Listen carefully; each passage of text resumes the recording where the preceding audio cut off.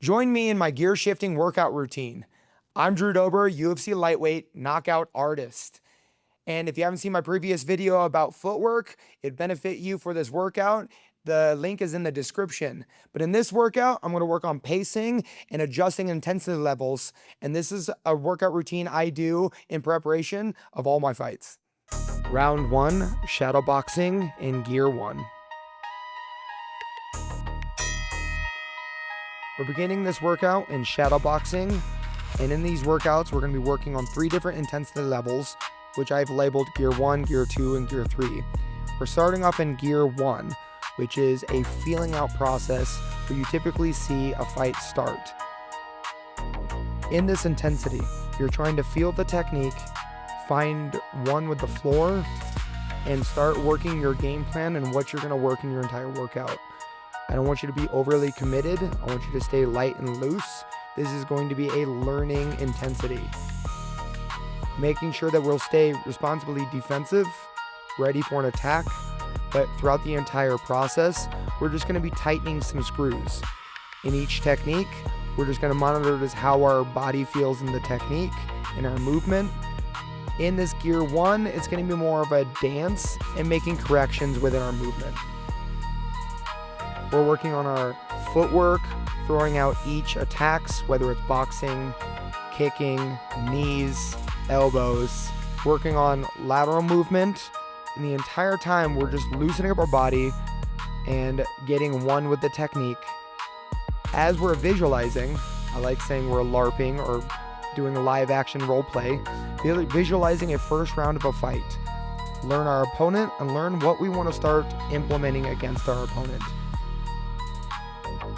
Play with 3 different footworks, whether it's the bounce footwork, the step footwork, or just the head movement. But we're just going to touch on each singular attack and start setting up the process to increase the intensity. In this round, I started off with some low kicks, mid kicks, high kicks. Now putting together combinations behind a jab, elbows into knees, creating angles. And this is where we start visualizing how we're going to start setting up attacks against our opponent. Continue shadowboxing, make small adjustments, shake it out if you need to. This is a more relaxed gear. In gear 1, we want to just be one with our body, find the connections of the floor, and really start visualizing what our game plan is going to be in this workout.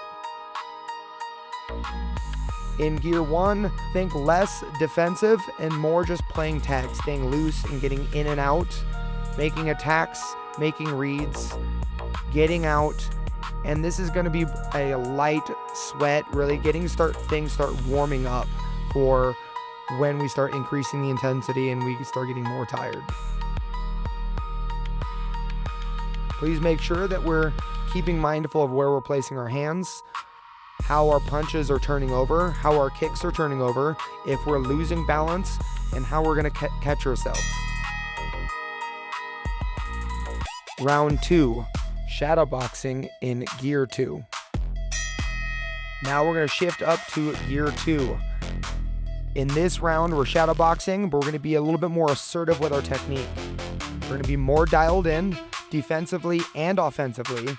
We're going to have a little longer combos. So instead of singular attacks, double, triple. Really, we're going to try to start standing our ground and really capitalizing on what we created in the first round.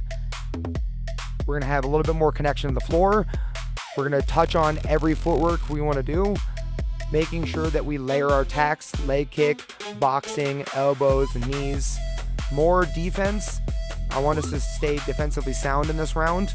We're making contact with our invisible opponent, making sure that we're not getting hit by him. In this round, we're not going to be redlining. I don't want you to run a sprint. You're going to be more assertive, be more balanced, and you're trying to knock your opponent off balance. In shift 2, or gear 2, we're going to be uncooperative, and we be assertive in our movement. Since our bodies should be warmed up by now, we can then start amplifying our attacks, looking for a solid contact without losing balance, making sure that we're doing all Muay Thai attacks, elbows, knees, creating angles, shifting, all the 3 footwork motions that we've talked about already. This is going to be round 2 and round 3, where we're really trying to capitalize on the mistakes that we've seen and how we're going to best suit our game plan. We're going to push forward, we're going to pull back, but we're not going to give ourselves a complete break. We want to stay engaged this entire time. Making sure that we're visualizing our opponent attacking us and us attacking our opponent. And as we start getting more light and loose, be a little bit more creative with our attacks. Putting combinations together and try to string things together. If you start feeling out of breath, just take a deep breath, take a step back. We're not redlining it in this round. That's for next. Making sure everything is staying quick, snappy, our hands stay tight, and visualizing how we're off balancing our opponent and how we're trying to create openings and taking advantage of them. Still making sure our feet stay connected to the floor, our hands stay defensively responsible, set up attacks both defensively and offensively, making sure our head stays off center. We can wrestle in there, we can play clinch, we can move them around, and then striking off of takedown attempts. We're really trying to be uncooperative with our opponent. Off balance him, making sure that we still stay balanced. Really let go with combinations that you feel most comfortable with.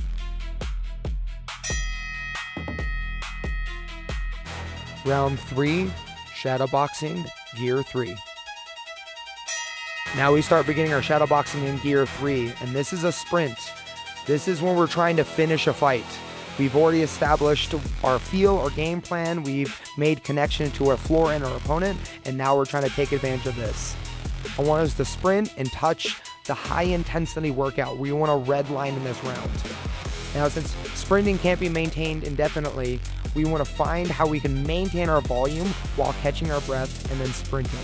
Let's run our opponent down and let's really look for the finish in this round. Open up on technique, be creative, try to extend our combinations to more than just 2. We want to stay on the attack the entirety of this round, making sure that our hands and our feet stay responsible. We want to make sure that we still stay safe while we're attacking our opponents. Use all weapons, dirty boxing, regular boxing, Muay Thai techniques, elbows, knees, head movement. This is where we should be warmed up. We should visualize our attacks, our game plans, and how are we going to finish this fight. We should assume our opponent is tired and we're trying to push that pace on him. We're trying to push him against that fence with those ropes and really knock him out, knock him down, and get this finish. Don't forget, we can also wrestle too. I like playing full MMA, level changes, attacking the wrestling, spinning kicks. We want to be creative in this round and increase this volume. Stay on attack for the entirety of this entire round. As we start getting tired, making sure we're making those connections, that we're doing things intelligently. Our hands responsible, our defense is responsible, our footwork is reasonable, but we're having fun and we're looking for that kill this round. Gear 3 is we're trying to exhaust ourselves and more so our opponent. He's not going to be able to handle this pace, but we can through this training. Gear 3 is how we're going to be finishing fights. Our opponent should not be able to maintain this output, and this is what we're training. Along with output, along with volume, we're staying defensively responsible, and I can't say that enough. Our hands are not going to be down near our hips. We're not going to be losing our balance. And if we need to take a step back, take a deep breath, that's fine, because when we start back up, we need to increase that output some more. The Gear 3 is all about volume and looking for the finish. If you can tell in this video, I'm starting to get tired as well. We're all going to be tired in Gear 3, guys. So now we're just going to make sure to try to stay as smooth as possible while never taking a break this round. Visualizing what we're doing to our opponent, pushing their head, off balancing them, boxing, level changes, kicks, connections to the floor, and making sure we're finishing the fight.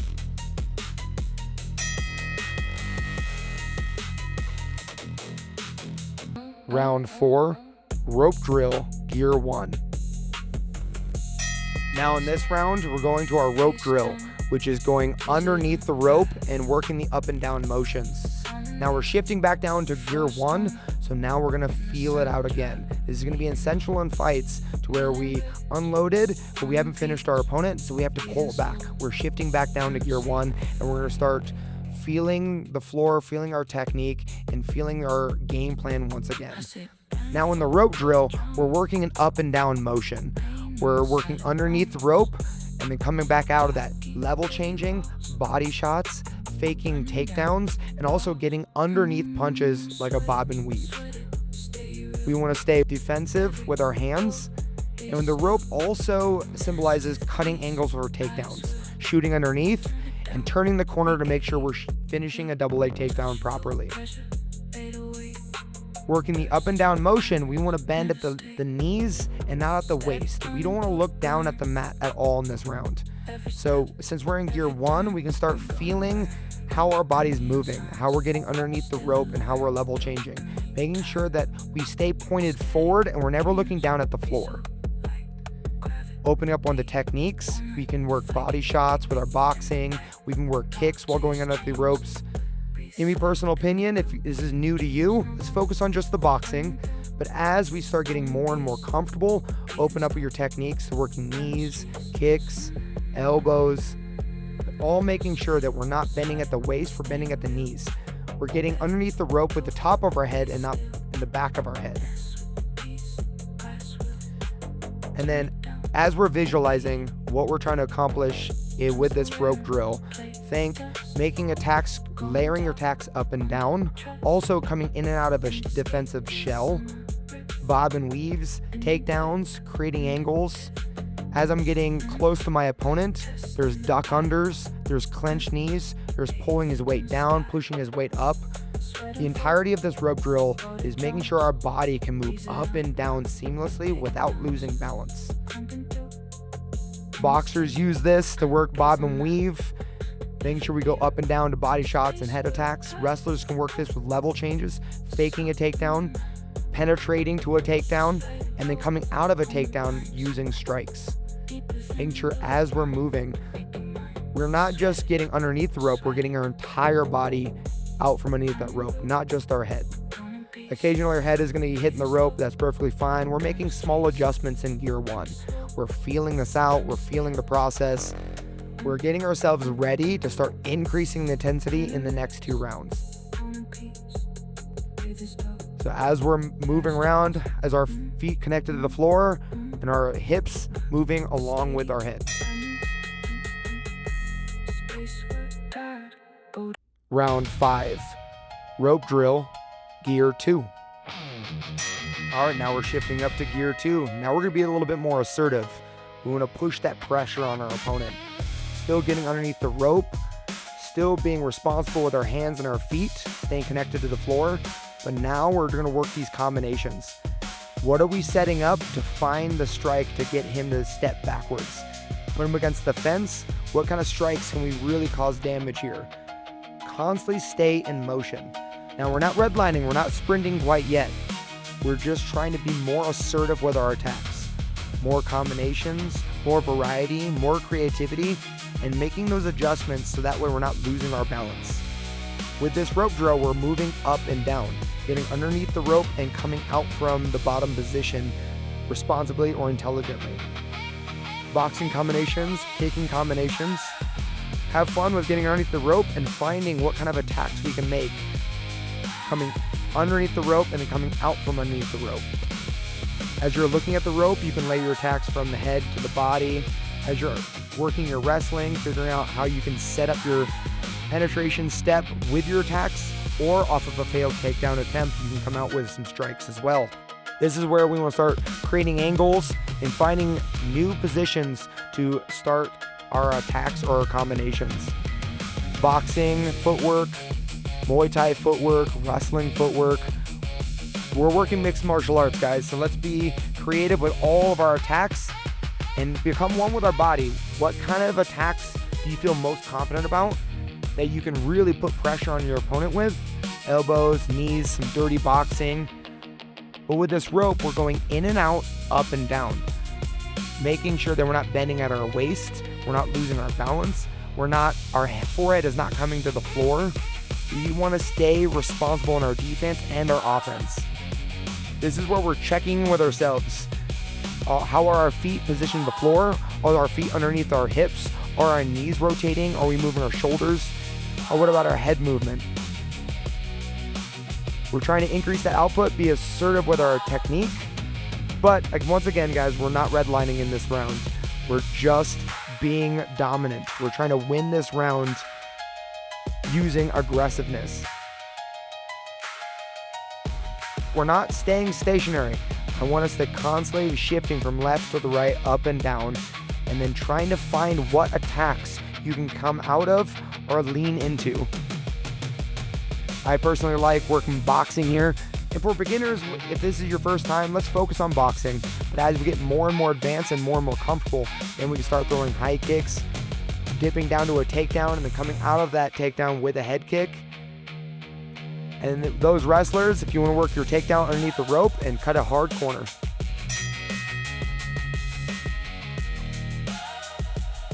Round 6, rope drill, gear 3. All right, we're back to gear 3, guys, and this is a sprint. We've set things up, we established our dominance, and now we're looking for a finish in this round. We want to redline it, and we want to try to tire ourselves out with volume. If we start throwing a little too hard, we'll catch ourselves off balance, and I don't want that. Making sure that we're increasing the volume and staying in motion. We're trying to bury our opponent through motion and volume. We're going to stay on attack, and we're trying to find the moment that he's going to start drowning. Getting up and down and underneath the rope. And as we start getting tired, this is when we need to make sure that we're stay pointed forward. We're not looking down at the mat. We're not bending at the waist. Check our hands. Are our hands and feet defensively responsible? Are we staying intelligent? Are we following the game plan? But we're trying to bury our opponent right now. We're trying to assert dominance.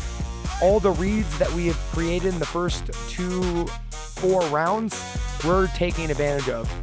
Knees, elbows, clinch, boxing, wrestling, turning the corner, single leg takedowns, double leg takedowns. We're visualizing how many ways that we can just bury this opponent and finish this fight. And we're going to start getting tired in this round and start losing our breath. And as you can see, I'm starting to get tired as well. But this is where we got to find how we can either go to that place where we don't care, or how do we take breaths while staying in motion and increasing that volume. Are our feet balanced? Are we getting underneath that rope? How long have we stayed in one position? Staying in one position is going to get us hit, and we don't want that. Working the up and down motion, constantly changing the angles, wrestling, kicking, boxing, clinch, distance. Ladies and gentlemen, gear 3 is increasing that volume, increasing that output. I mean, we're running a sprint here, and this is where we exhaust ourselves.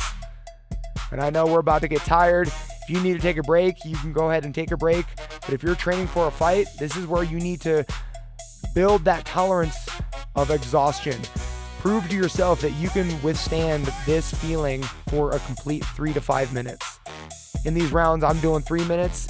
Every once in a while, I increase it to 5, depending on your conditioning level.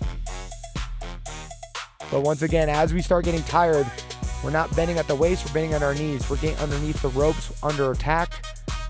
We're layering our attacks. We're being creative. We're being assertive. And if you hit the rope and get caught on it, that's perfectly fine. Make those adjustments in motion. We never want to stop, and we never want to feel bad for ourselves. We're tired, I know, but our opponent is more tired, and this is the person we're trying to bury. We're trying to win this fight in this round.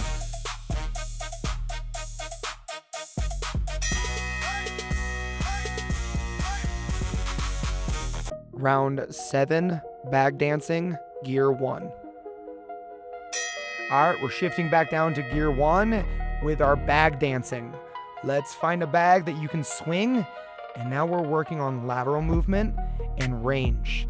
I like playing with depth here. And we're back down to gear 1. We're shifting back down, and we're gonna try to find that relaxed motion again, that dance. Now, I love heavy bags because they don't move, but our opponents will always stay in motion and they're always going to come at you or go away from you. So that's why we like swinging this bag. And now we're playing with range.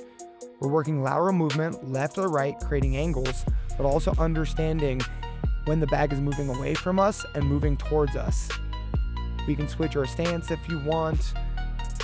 In gear 1, I wouldn't layer too much of the combinations. Single attacks, we don't really need power right now. We just want to establish our range.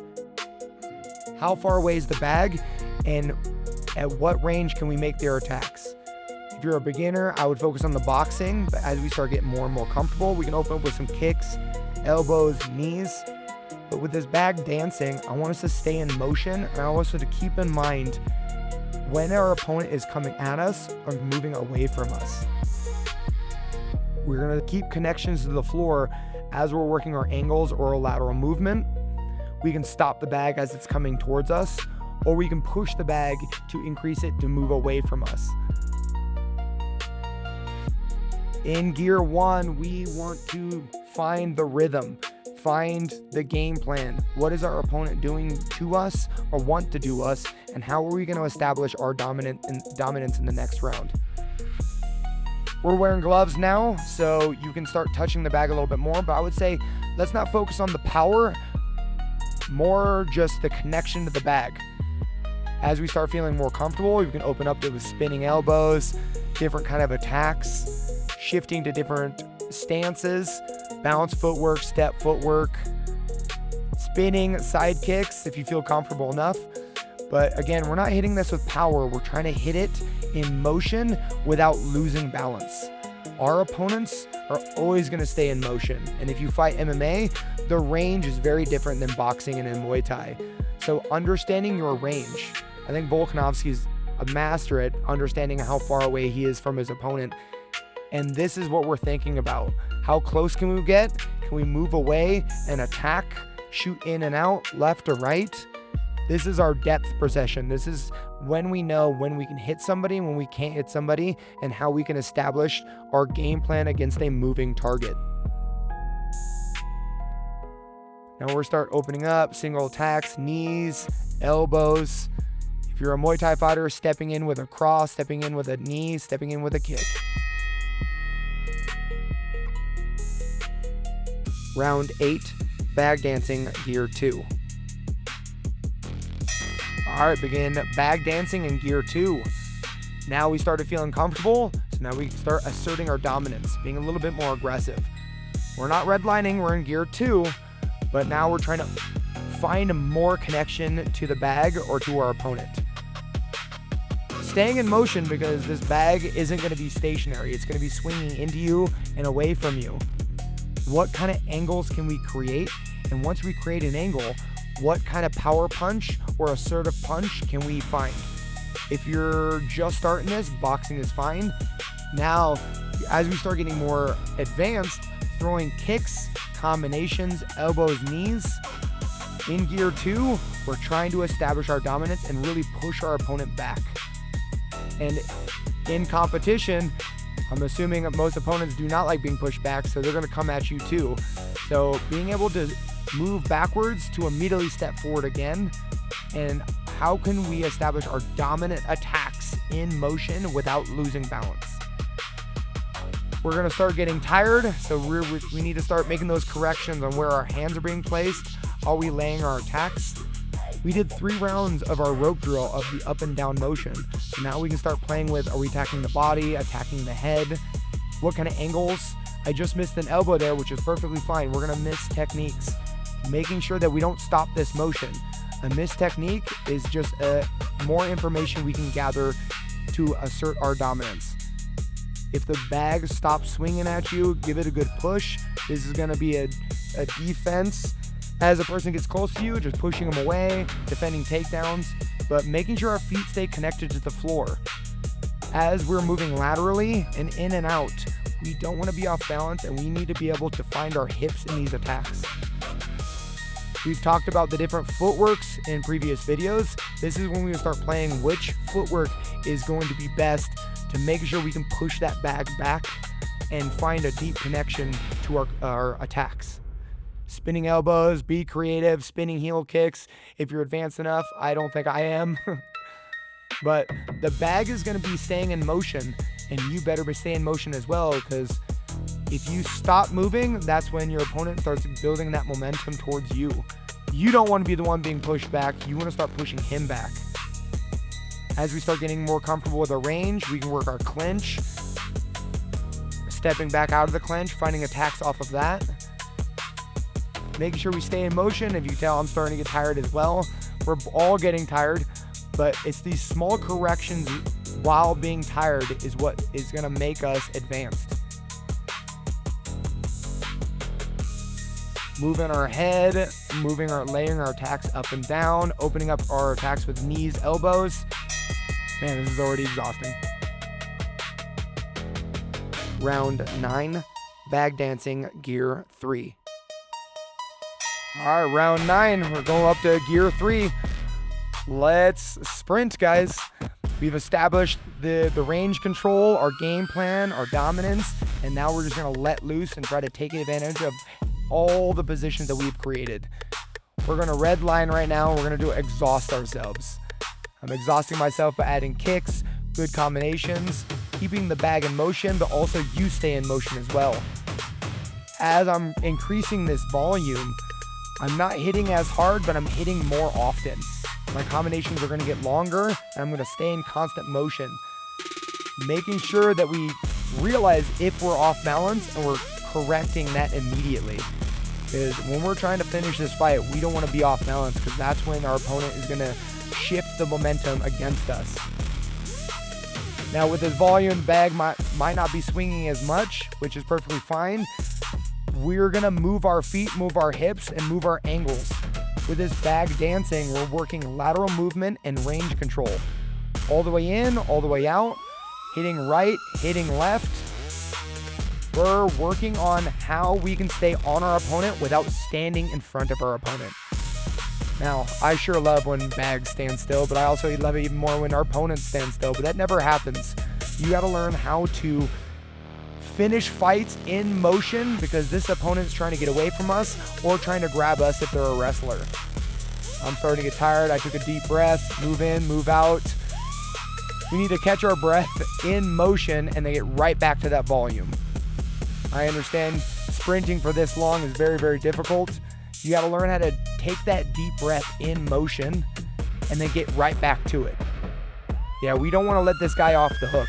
He's hurt, he's tired, and the ref sees it for sure. And we need to find a finish in this fight. So we got to go to that place mentally. Oh, I just missed the spinning sidekick. But we need to go to that place mentally where we are less tired than our opponent. He is more tired than us. He's looking for a way out, and we got to give it to him.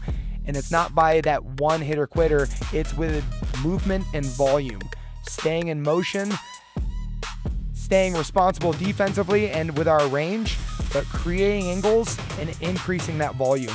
How often can you hit this bag in motion without thoroughly exhausting yourselves? Which, ladies and gentlemen, I'm thoroughly exhausted, but let's just keep pushing through it. Push that bag, stay in motion, hit combinations and create angles, correcting if we're off balance, and making sure that our opponent stays off balance as well. This is round 9, guys. I know we're exhausted. I'm exhausted as well, but we got to keep pushing here because we're trying to prepare for this next fight. Making sure that we're opening up our kicks, our punches, our boxing, and our elbows. Round 10, pendulum bag, gear 1. In the final station of this workout, I like using a water bag, but I understand not a lot of people have the availability of a water bag. But anything that you can hit and swings will work just fine. I started off using a tennis ball and a rope. And as long as it dangles in front of your face, you'll be fine. All right, we're shifting down to gear 1 with our pendulum bag. Now, up to this point, we have established shadowboxing and becoming one with our body. Rope drill, our up and down motion, and in our bag dancing, our lateral motion and our range control. With our pendulum bag, now we can work everything that we've worked on up to this point. Gear 1, I want us to just find this connection between up and down motion, left and right motion, creating angles, and working this circular motion with the bag. Now with our range, making sure that our attacks are fully extended. Now with the pendulum bag, it's very hard to work elbows, knees, and kicks. I'd be impressed if you can. You should go ahead and try it if you want. But I focus on the boxing because I care more about what my feet, hips, shoulders, and head is doing, less to do about what my offense output is. But we're in gear 1, so we're just finding the motion. Up, down, left, right, in and out. If you ever seen Canelo hit a water bag, that's kind of what we're emulating, but this is MMA. The range is a little bit different. So let's just play with a larger range. All the way out, all the way in. And then we're in gear 1, we're just finding that dance, that smoothness, that warming up for when we're gonna start really pushing the output. But we don't need that in this round. We just need to shift back down to gear 1. Let's just say we haven't finished our opponent yet. We're going into the final rounds, and we need to establish what is he coming in with and what can we learn from what we've worked on up into this point. Now we're getting a little bit more tired. My elbow is getting a little bit away from my body, but we got to start correcting that. Are our hands near our face? Is our jabs fully extended? Are we looking at the floor or are we staying pointed? Because we don't want to bend at the waist, we want to bend at the knees. When we're either shooting takedowns, we want to keep our forehead forward. If we're bobbing and weaving, we don't want to look down. And we always want to stay in acknowledgement of that bag. We don't want our opponent getting to our back. We don't want them to have an angle. So let's just stay focused on where the bag is at and keep that bag in front of us. Staying in, moving out, left, right, up, down, and working elbows here, but probably going right back to that boxing because I'm telling you guys, I'm tired at this point and it's really hard to open up all technique on this pendulum bag. But like I said before, if you don't have a water bag, you can use anything that really swings. I started off with a tennis ball. Just anything that encompasses that swing that allows you to work up, down, left, right, in and out all together. Round 11, pendulum bag, gear 2. All right, we're shifting up to gear 2. Now we're asserting some dominance. So now we're making a little bit harder connections to this bag. If you're using a tennis ball, you don't need to hit it hard, just making sure that we're rotating our hips into these punches. We're trying to establish dominance, push this opponent backwards. This entire time we are LARPing. We are just role-playing and visualizing what kind of attacks we're gonna make. Gear 1, we're figuring out the game plan and we're learning. Gear 2, now we're trying to assert dominance, push forward, be uncooperative. Whatever he wants to try to do to us, we're going to tell him no, and we're going to do exactly what we want to do to him with a little bit of snap, a little bit of power. So my combinations are going to be going from a single attack to a double attack, maybe a triple attack. But if you notice, if you stand still, the back is going to roll back and hit you. So we never want to stay in one spot for any longer than one combination. Moving circular is very difficult, so making sure that our feet is connected to the floor, we're not off balance, and when we're moving in a circle, knowing where this bag is at all times. It's the punches you don't see are the ones that hurt. You need to acknowledge where this bag is at and where this opponent could possibly hit you from. We're starting to get tired, I'm sure, so we want to correct where our hands are at, our elbow placement, our knee placement, and what kind of game plan are we working with this? Are we a wrestler and trying to shoot underneath the bag? Are we a boxer trying to establish dominance against the fence? Or are we going to be a counter fighter, and as it swings back towards us, we're going to catch them off guard? I know Sean O'Malley is really great at a move back cross. We can practice that. We can practice shooting for a takedown and then coming back up with some strikes. Off of strikes, finding our level changes from that. But as we're working a circular motion, never let this bag get behind you. You want to stay facing this bag the entire time, and off of those angles, that left and right, up and down motion, what kind of attacks can we create from that? And if you guys can kick the knee this bag, that would be fantastic. I don't know if I'm skilled enough. I'm a little too tired for that right now. I'm working my in and out boxing, possibly some elbows, but I'm trying to get into that pocket and finding where I can just stagger my opponent. He's up against the fence. He's trying to get away from me, and I'm not going to allow that to happen. Also making sure our head stays in motion. It's when we stand still is when we get caught by punches. So our head is going to be moving left to right, up and down, making sure our feet catch it. We don't want to be off balance, and this bag is really swinging, so I need to make sure that I don't get hit by it. Water bags are a little heavy, so I don't know if you've ever been hit by one, but they'll give you a black eye as well. Round 12, pendulum bag, gear 3. All right, round 12, we made it this far, guys. This is the final round, so we're going to empty our tank. We are gonna unload, take advantage of everything that we've worked on, and try to finish this fight. Now, keep in mind, guys, the difference between the bag dancing and the pendulum bag is we can work the up and down motion. We can get underneath this bag. We can simulate what we were doing with the rope along with that range control. The rope doesn't move as much as the pendulum bag. So we can go up, down, left, right, in and out. But we're in gear 3, guys. We're asserting dominance. We're increasing that volume. This output should be a sprint. We're trying to bury, kill, and destroy this opponent. If you're using a tennis ball, just making sure we're keeping that tennis ball in front of us. Water bag, making sure this water bag doesn't fly back and hit us in the face. But we're staying in motion. We're increasing that volume, getting in and out, left, right, up and down. And we're just having fun. I mean, I'm role playing right now. I'm trying to kill somebody in the octagon right now. I'm trying to unload the tank. I'm trying to prove to myself that I'm not tired right now. He is more tired than I am. I can keep up this pace a lot longer than he can. Still, as we're tired, making sure our hands are in front of our face, our elbows are in tight. As we're creating angles, we're not losing our balance.